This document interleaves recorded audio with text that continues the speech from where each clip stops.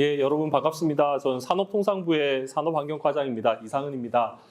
예, 제가 디지털 ESG 얼라이언스하고는 계속 이제 인연이 많아가지고요. 저도 이제 이 분야가 앞으로 되게 중요하게 될 것이고, 이제 앞으로 이제 우리 산업에서 또 공급망에 있어서의 그 탄소와 관련돼 있는 그런 규제들이 전 세계적으로 많이 일어나고 있습니다. 이 부분에 대해서 어떻게 효과적으로 대응을 할 것인가 되게 중요하다고 생각을 하고 있고, 그거의 이제 방법의 가장 중요한 방법이 우리가 IT 기술을 쓰는 것이 아닌가라고 생각을 했습니다. 그래서 디지털하고 그리고 ESG가 합쳐져 있는 이런 얼라이언스가 우리의 하나의 또 대안이 될 수 있지 않을까. 그리고 여기서 대응을 잘 하면 이게 단순히 그냥 대응하는 것이 아니라 우리의 어떤 미래의 어떤 먹거리 산업으로도 신성장 동력으로 발전할 수 있지 않을까 그런 또 생각을 해봤습니다.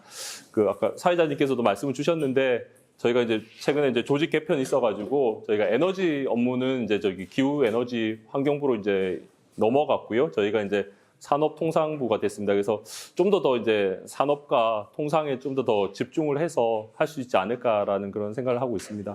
하여튼 뭐 여러 가지 것들이 많이 연결돼 있는데 최근에는 이제 여기 계신 분들은 이제 기후라든지 환경에도 되게 관심이 많으실 것으로 생각하고 있습니다.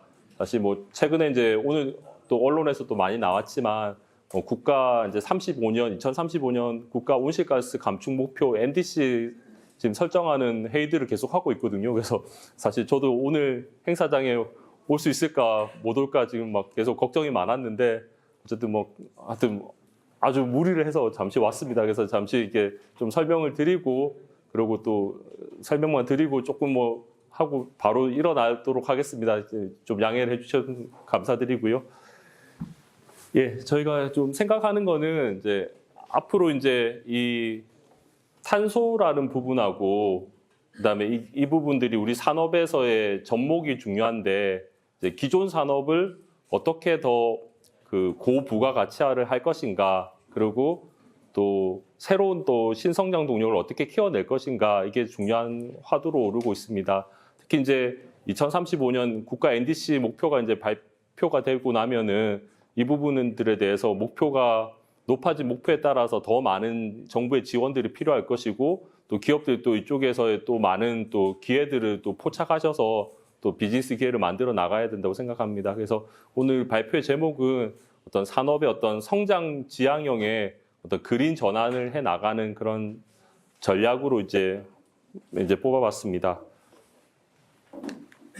그다음 추진 배경, 추진 전략, 전략의 주요 내용으로 이렇게 설명을 드리겠습니다.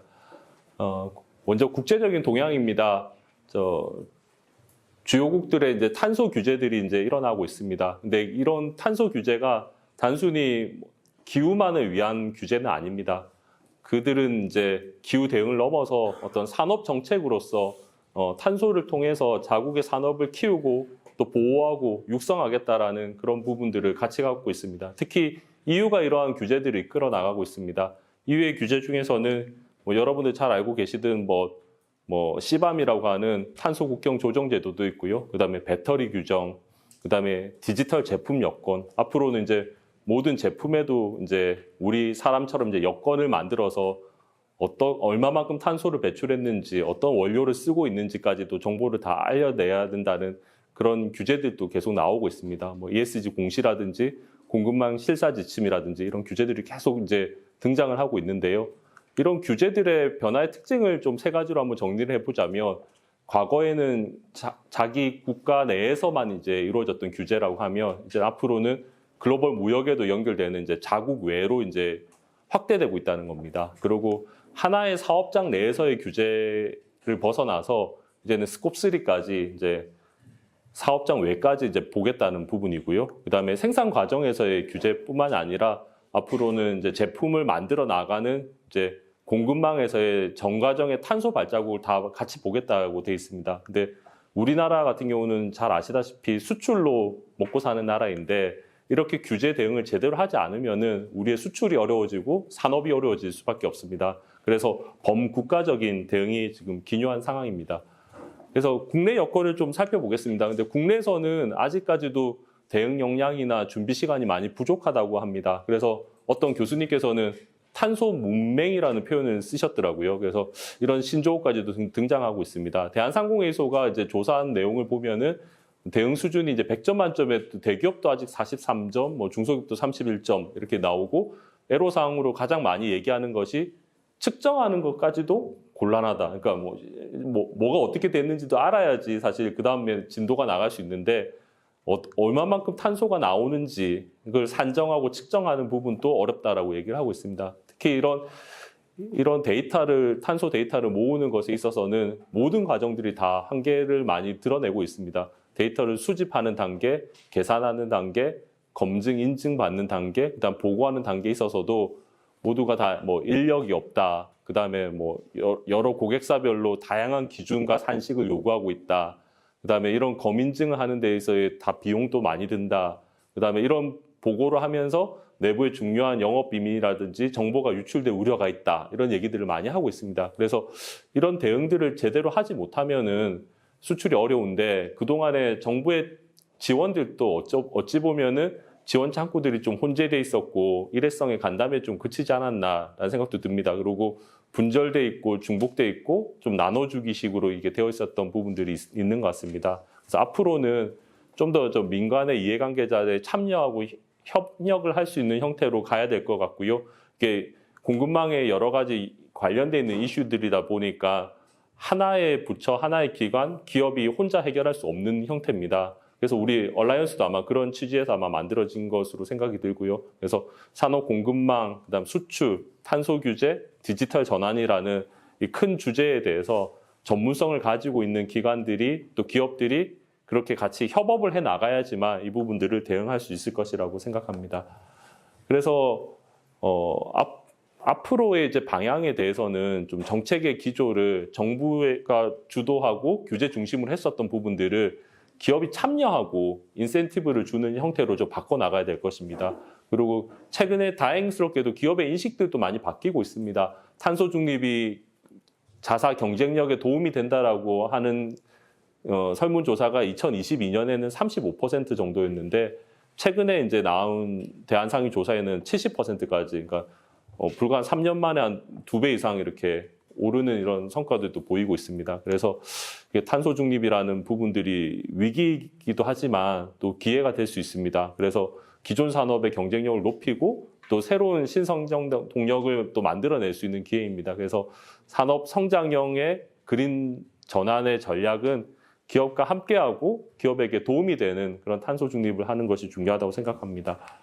그래서 추진 전략으로는 저희는 이제 산업 탄소 중립을 위한 산업 경쟁력을 제고한다는 형태로 목표는 이제 글로벌 탄소 규제를 대응을 하면서 우리 기업들이 탄소 배출량을 산정하고 효과적으로 감축할 수 있게 하고 그다음에 우리 제조업이 발달돼 있는 우리나라 산업의 특징에서 산업을 그린 전환을 해서 신산업을 성장시키겠다는 목표를 가지고 있습니다. 그래서 크게 5가지의 전략을 저희가 마련해 봤습니다. 첫 번째가 이제 글로벌 탄소 규제를 대응을 하는 부분이고요. 여기서는 이제 뭐 산업 데이터 플랫폼이 아마 중요하게 수단이 될 것입니다. 그리고 성과 기반의 어떤 인센티브 체계를 구축한다는 거, 그다음에 정부 혼자 하는 게 아니라 정부하고 산업계가 같이 할 수 있는 거버넌스를 만드는 거, 그다음에 한계 돌파형의 어떤 기술을 조기에 상용화하는 부분, 그리고 탄소 중립과 관련되어 있는 신산업을 발굴하고 육성하는 부분이 우리의 전략입니다. 먼저 첫 번째로 말씀드리고 싶은 것은 한국형의 소버린 산업 데이터 스페이스를 구축하는 것입니다. 앞서 사무총장님께서도 이제 발표를 해주셨는데 데이터 스페이스가 이제 중요한 테마로 떠오르고 있습니다. 데이터 스페이스라고 하면은 공급망 내 이제 기업들이 어떤 정해져 있는 표준이라든지 규칙에 따라서 탄소 정보 같은 각종의 산업 데이터를 주고받을 수 있는 플랫폼입니다. 그래서 지금 다른 사설적인 이런 부분들에서는 항상 이제 저희가 고민이 많잖아요. 이제 나의 데이터가 그냥 다 넘어가면 이게 나의 영업 비밀도 있을 텐데 이런 게 걱정이 되고 또 특히 이런 플랫폼을 제공하는 기업들이 이제 우리나라 기업이 아니라면 혹은 또 해외에 있는 고객사라고 한다면은 그런 부분들이 이제 외국으로 그냥 유출될 수도 있는 부분이기 때문에 이런 부분에서의 데이터 주권을 보호하면서도 이제 활용할 수 있는 부분에 대해서는 각 기업들의 데이터 주권이 허용하는 범위에서 그리고 내가 허락한 범위에서 그 부분들이 활용될 수 있도록 만드는 부분이 이제 데이터 스페이스입니다. 그래서 조금 살펴보시면은 이제 뭐 A라는 기업들이 있으면은 여기서 이제 뭐 이쪽은 이제 뭐 본인들이 이제 IT 역량이 많이 부족하다면은 외부의 사스 형태를 통해서 데이터 스페이스를 활용할 수 있을 것 같습니다. 그리고 데이터 스페이스는 말씀드린 것처럼 여기는 뭐 데이터를 수집하는 곳은 아니고요. 데이터를 취합 뭐 활용될 수 있는 그런 통로 형태가 될 수 있다고 보시면 될 것 같고요. 그다음에 이렇게 자사의 IT 역량이 충분한 기업들은 뭐 외부의 사스를 쓰지 않고도 자사의 정보들을 이제 데이터 스페이스를 통해서 다른 기업들에게 이제 공유하고 활용할 수 있는 그런 형태가 될 것입니다. 그래서 뭐 저희 계속 중요하게 얘기하는 게 이제 산업의 이제 AX를 얘기를 많이 하고 있습니다. 근데 결국은 AI로 가는 것도 결국은 가장 중요한 건 데이터라고 생각합니다. 근데 데이터는 내게 그냥 나간다 이렇게 생각하면은 그때부터는 이제 모아지고 활용되는 게 어려워지기 때문에 그 부분에 대해서 이렇게 데이터 스페이스 방식으로 해서 좀 안전하게 데이터 주권이 보장되는 범위에서 이렇게 활용을 할 수 있게 된다면 데이터들이 좀 더 모여지고 그다음에 활용될 수 있는 가능성이 높아지지 않을까 싶습니다. 근데 이거는 우리나라만 이렇게 하고 있는 게 아니라 뭐 EU 같은 경우에도 이제 가이아엑스라든지 카테나엑스 같은 걸 하고 있고요. 일본도 이제 우라노스 에코시스템 이런 형태의 데이터 스페이스를 만들고 있습니다. 그래서 우리 한국형의 이런 데이터 스페이스가 있어야지만 우리의 정보들을 해외로 바로 주지 않고 한국에서 만든 정보가 나중에 이제 이런 곳하고도 이제 상호 인정을 받는 형태로 그렇게 활용될 수 있지 않을까 싶습니다. 그래서 이렇게 하려면은 중요한 부분들이 결국은 표준하고 규칙이 중요하고요. 그 다음에 민감 정보를 어떻게 유출을 방지할 수 있는 데이터 주권의 보호가 중요한 부분입니다. 그리고 국내 데이터 보호를 하면서도 해외 규제에 대응할 수 있는 부분이 중요합니다. 그리고 이런 플랫폼이 이렇게 만들어지면은 요거를 도와줄 수 있는 아마 마켓플레이스 같은 것들이 필요할 것입니다. 여기에는 이제 뭐 검증하는 업체들, 그 다음에 뭐 IT 서비스를 해주는 업체들 이런 쪽 업체들이 아마 새롭게 또 플레이어가 될 수 있지 않을까 싶습니다. 그래서 지금은 휴대폰에서 저희가 앱스토어에서 여러 가지 이제 뭐 앱을 다운을 받고 이렇게 하지만 앞으로는 이제 이런 산업에서의 여러 데이터들도 거래되고 공유되고 그게 활용되고 그러면서 그거를 도와줄 수 있는 또 여러 기업들이 같이 함께 또 커 나갈 수 있는 방법이 되지 않을까 싶습니다. 그래서 저희는 이제 산업 데이터 스페이스를 이렇게 만드는 것인데 데이터 주권을 보호하면서도 디지털 제품 여건이라든지 CBAM이라든지 글로벌 탄소 규제에 유연하게 대응할 필요가 있습니다. 지금 뭐 산업 데이터 플랫폼을 뭐 EU라든지 일본, 중국 이런 데서는 만들고 있지만 아직 우리나라는 이런 플랫폼이 없는 상태입니다. 그래서 우리도 이런 형태를 만들어서 개별 기업들이 대응하기는 어렵기 때문에 또 여러 가지가 난립되면은 또 사회적 비용도 있고 나중에는 이게 또 같이 협업하는 것도 어려워질 수 있습니다. 그래서 국가적 차원에서 이런 부분들을 아우를 수 있는 플랫폼이 필요하다고 보여지고요. 그래서 기업들이 이렇게 자발적으로 좀 참여해서 데이터를 제공, 활용할 수 있다면은 나중에 어떤 마켓플레이스 이런 쪽을 통해서 관련돼 있는 IT 서비스도 발전할 수 있지 않을까 그렇게 기대하고 있습니다. 그래서 저희는 우선적으로 뭐 5개 업종입니다. 기본적으로 이제 EU의 어떤 규제가 가장 먼저 들어오고 있는 게 이제 배터리, 자동차, 가전, 그다음에 철강, 알루미늄, 섬유 이렇게 해서 5개 업종을 중심으로 탄소 데이터를 연결하는 이제 플랫폼을 구축을 하고 이 부분들이 나중에는 이제 전 업종, 전 산업의 데이터, 처음에는 탄소 데이터겠지만 나중에는 다른 이제 데이터들까지도 같이 포함할 수 있는 그런 형태로 발전할 수 있지 않을까 싶습니다. 그래서 저희가 작년부터 올해 6월까지 이거를 어떻게 만들어야 될지 그리고 다른 나라의 사례들을 분석하는 가이드라인 용역을 했고요. 그리고 내년도에 이제 이 데이터 스페이스 플랫폼을 만드는 정보화 전략 계획을 수립을 합니다. 내년 예산 한 7억 정도를 지금 확보해 놓은 상태고요. 이걸 가지고 지금 현재 또 별도로 이제 또 R&D 사업들을 또 하고 있습니다. 그래서 관련돼 있는 요소 기술이라든지 실증을 병행하고 있습니다. 그래서 저희 한국의 어떤 데이터 스페이스는 27년부터 이제 구축을 하는 것으로 목표로 하고 있고요. 이런 데이터 스페이스가 만들어진다면은 주요 국가의 어떤 국제 협력이라든지 이걸 통해서 해외 플랫폼하고 상호 인정 형태로 발전해 나가는 것이 궁극적인 목표입니다. 그리고 글로벌 탄소 대응과 관련해서 지금 뭐 내년 1월부터 이제 또 시밤이 이제 또 본격화되는데 그 부분에 대해서 이제 기업들이 어려움들을 많이 겪고 있습니다. 그래서 원스톱으로 지원해 줄 수 있도록 지금 정부 내에서도 이제 TF를 운영을 하고 있고 이런 사업들도 계속 발굴해 나가고 있습니다. 그리고 막 기업들이 아직까지도 많이 어렵게 생각하고 있기 때문에 저희 무역협회에서 운영하고 있는 저기 무역 상담 창구 1380 번호가 있는데 여기에서도 환경 규제되어 있는 글로벌 탄소 규제도 같이 대응해 줄 수 있도록 하고 있습니다. 그리고 국가 청정 생산 지원 센터 같은 경우가 이제 전문 기관으로서 그 뒤를 백업을 하는 형태로 지금 기업들의 글로벌 탄소 규제 대응을 지원하고 있습니다. 두 번째 전략은 저희가 성과 기반의 어떤 새로운 인센티브 체계를 구축하겠다는 것입니다. 그래서 뭐 3대 분야의 어떤 그린 상생 파트너십을 저희가 만들어 나가려고 하는데요. 첫 번째가 주제가 이제 산업의 공급망의 탄소 파트너십입니다. 과거에는 하나의 기업들의 탄소를 줄이는 게 중요했다면 앞으로는 탄소 발자국으로 이어져 있기 때문에 공급망으로 같이 연결되어 있는 기업의 탄소를 함께 줄이는 것이 중요합니다. 그래서 올해 저희가 새롭게 이런 시범 사업을 했습니다. 그래서 대기업하고 그 밑에 이제 중소협력업체들의 탄소를 같이 줄일 수 있는 형태를 이렇게 뽑아봤고요. 그래서 이렇게 선정을 통해서 뭐 LG전자, 포스코, LG화학, LS아웃시스 이렇게 뽑혔습니다. 그래서 내년에는 또 이런 업종들뿐만 아니라 또 뭐 자동차 같은 경우가 아마 이런 부분들이 많고 수출 규제도 많아지는데 그래서 대기업, 중소기업 같이 할 수 있는 공급망 탄소 파트너십을 좀 더 확대해 나가려고 합니다.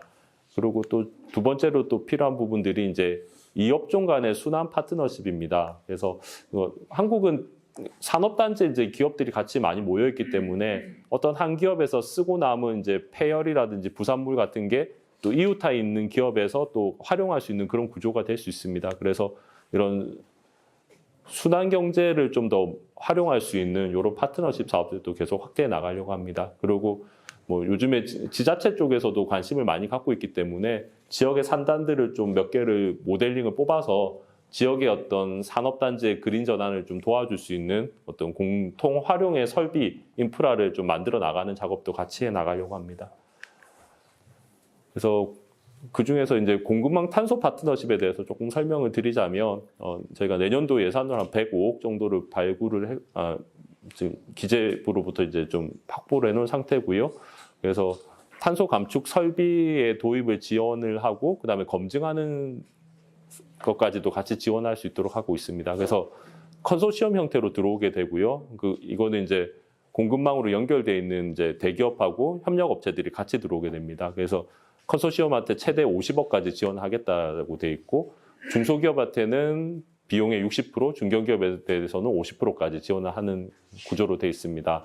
근데 이제 정부의 지원금은 대기업에 대해서는 지원하지 않고 중소, 중견 협력업체에 대해서 지원합니다. 그러면 대기업은 본인들은 지원을 받지 못하지만 이 부분을 중소, 중견기업들의 탄소를 줄이면서 본인 제품의 이제 탄소 발자국을 좀 가볍게 하는 형태가 될 수 있습니다. 그래서 지금 저희가 현대기아차하고도 지금 얘기를 하고 있는데 현대기아차는 좀 이런 형태도 생각을 하고 있더라고요. 그래서 이런 좀 저희가 MOU 같은 것도 체결을 준비를 하고 있습니다. 그래서 정부하고 현대기아차가 1차 협력업체를 도와주면 1차 협력업체는 본인들의 설비 교체라든지 투자 부분에 대해서 돈을 들이지 않았기 때문에 이 부분을 자기네들이 투자를 하려고 했었던 돈을 2차 협력업체들에게 내려주는 형태입니다. 그래서 저희가 이게 연쇄적인 낙수 효과라고 했는데, 그래서 그러니까 정부와 원청기업의 자금으로 1차 협력업체를 도와주고 1차 협력업체는 도움받은 만큼을 2차 협력업체한테 내려주는 그런 형태의 사업들을 해 나가려고 합니다. 그래서 이렇게 좀 새롭게 좀 공급망의 차원에서 좀 탄소를 바라보려고 하고 있습니다. 그리고 조금 저희가 또 새롭게 좀 해보려고 했었던 게 요건데 저희가 내년도 예산을 제가 한 250억 정도를 받았습니다. 과거에는 여러 가지 기업들한테 뭐 단순하게 좀 설비 같은 거를 이렇게 보급하는 형태의 사업들이 있었다면은 이거를 조금 경매 형태로 한번 해보자라고 해서 새롭게 좀 도입을 했는데요. 정부의 어떤 지원해주는 예산을 대비해서 가장 많이 감축을 할 수 있는 기업들을 경매를 통해서 가장 효과가 좋은 겁니다, 사실. 그러니까 비용 효과가 가장 좋은 것부터 뽑아서 지원해주겠다. 그래서 이거를 좀 흥행을 시켜야 되는데요. 그래서 내년에 좀 대대적으로 좀 홍보를 해서 좀 많은 기업들이 참여를 해서 정부 예산 대비 나는 더 많이 줄일 수 있습니다라고 하는 데를 뽑아서 가장 효율이 좋은 데부터 지원해주는 사업입니다. 그래서 한 250억 정도를 저희가 준비를 하고 있고 여기는 뭐 대기업, 중소기업, 뭐 중견기업 다 포함해서 참여할 수 있도록 그렇게 디자인해 놨습니다. 그리고 이게 단순하게 경매로 끝나는 게 아니라 그러면은 처음에 얘기했었던 아마 효율이 있을 겁니다. 그 효율에 따라서 정말로 됐는지 안 됐는지를 협약을 통해서 정말로 그게 처음에 얘기했었던 것보다 잘 됐으면은 더 많이 감축을 시키면은 추가적인 인센티브를 더 주고 그 목표만큼 달성이 안 됐을 때는 페널티를 주는 형태로 그래서 이행까지 확보하는 형태로 지금 그림을 그려놨습니다.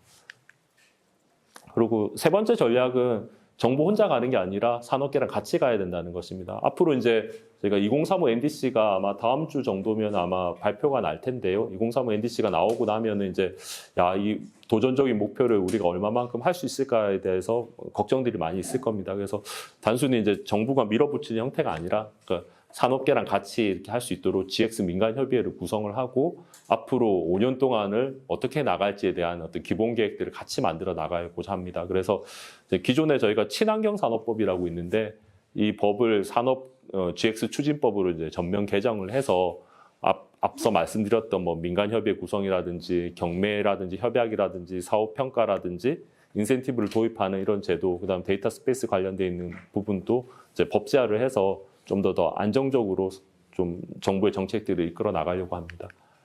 그리고 또 전략의 네 번째로는 이제 R&D 쪽에 좀 큰 기술들이 많이 필요할 것으로 보여집니다. 2035년에 이제 NDC 목표를 달성하기 위해서는 좀 대규모의 R&D가 필요하기 때문에 저희 산업부에서는 뭐 전 산업의 어떤 전주기, 그러니까 개발 R&D로 끝나는 게 아니라 실증 상용화까지 이어갈 수 있도록 이런 뭐 저희는 한 5조 원 이상의 규모의 R&D를 만들어야 된다고 생각을 하고 있고 지금 이제 R&D 기획하고 있는 용역을 진행하고 있습니다.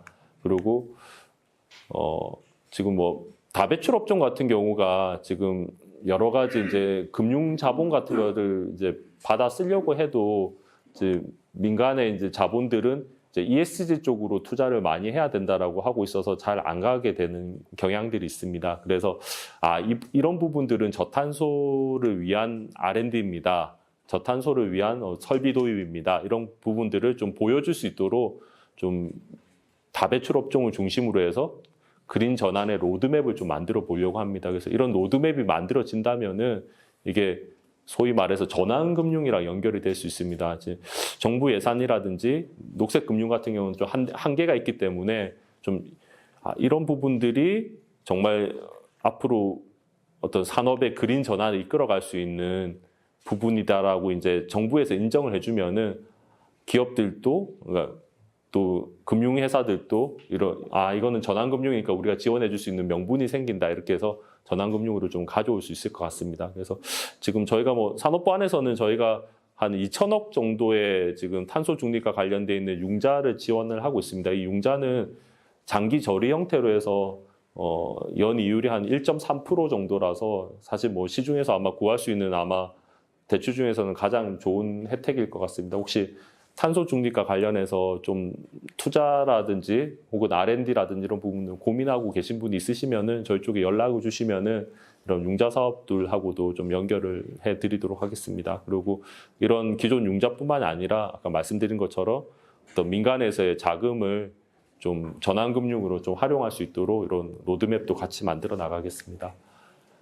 그래서 앞으로 이제 신산업이 이제 중요하게 될 건데요. 이제 기후테크 쪽도 저희가 중요하게 바라보고 있습니다. 오늘 이제 디지털 ESG 얼라이언스도 아마 이런 쪽에 R&D가 많이 필요로 하실 것 같은데요.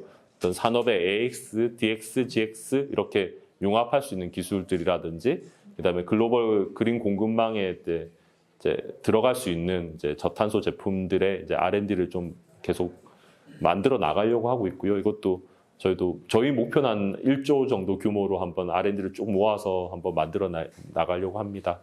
그리고 이렇게 만들어진 이제 제품들이 좀 시장에서 결국은 수요가 중요한 부분이기 때문에 이제 국내의 어떤 수요를 촉진하고 관련된 부분에 대해서 인센티브를 하는 부분입니다. 그리고 또 순환경제 부분들이 또 중요하기 때문에 저희가 이런 전략을 좀 마련을 해서 좀 핵심적인 부분에서 또 순환경제도 어떻게 이끌어 나갈지도 좀 제시하고자 합니다. 예, 제가 짧은 시간에 그냥 좀 두서없이 말씀을 드린 것 같고요. 아무튼 지금 원래 한국이 IT가 강국이었고 오늘 여기 계신 분들도 제 느낌으로는 과거에 IT를 많이 하셨던 분들 같습니다. 저도 과거에 IT 업무도 또 했었었고요. 다행히 지금은 또 GX 업무, 환경 업무를 하고 있는데 아마 이 두 가지가 결합이 돼야지 우리 산업도 살고 그다음 미래도 또 살아가는 것 같습니다. 기후도 중요하고 또 일자리도 중요합니다. 미래 세대한테 좋은 기후와 또 좋은 일자리를 줄 수 있도록 여러분들께서도 많이 좀 힘써 주시기 부탁드리겠습니다. 고맙습니다.